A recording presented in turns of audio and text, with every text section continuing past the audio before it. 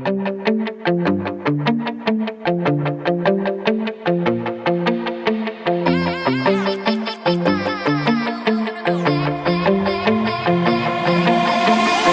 nắm lấy tay em hỡi người,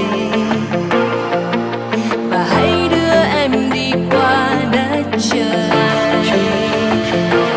để ta được lắng nghe những điều khát khao đang gọi mời, để ta được thấy ta luôn cần có nhau trong cuộc đời. Dù cho nhiều bão giông nơi biển sâu sóng trào, dù cho nhiều khó khăn phiêu bạt nơi chỗ nào, mình luôn cần có nhau. Ta vượt qua dễ dàng hoặc cả những trái tim luôn ngân vàng. Take me away, take me away, take me away, take me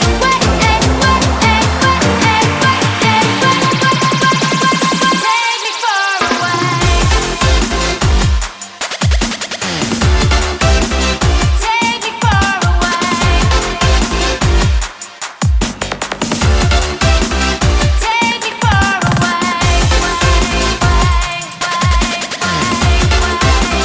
take me far away.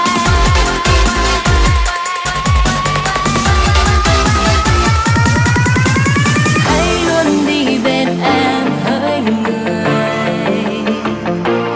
để giữ gìn ước mơ ta mang theo suốt đời.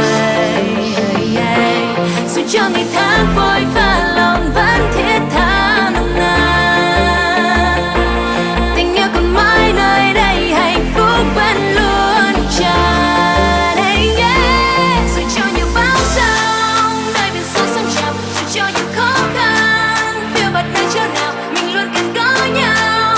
Ta vượt qua dễ dàng hoặc cả những trái tim luôn ngân vàng. Take me away, take me away, take me away, take me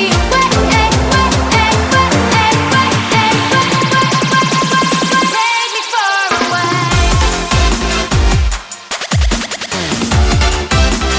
take me far away,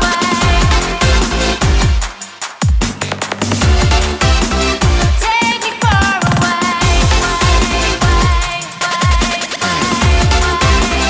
take me far away.